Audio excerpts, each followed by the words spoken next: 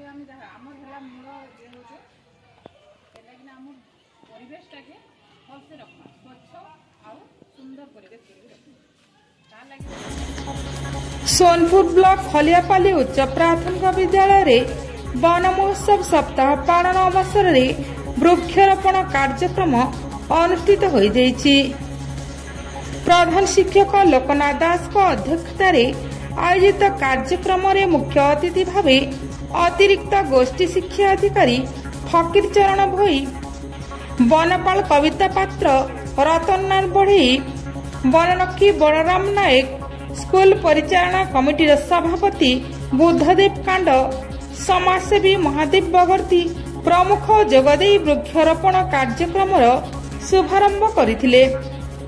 अतिथि माने वृक्ष लगाइबार लाभ उपरे छात्र छात्री को बुझाइथिले।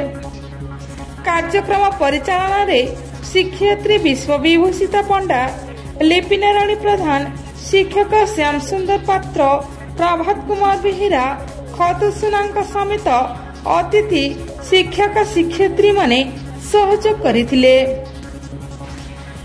ब्यूरो रिपोर्ट तनुषण टीवी।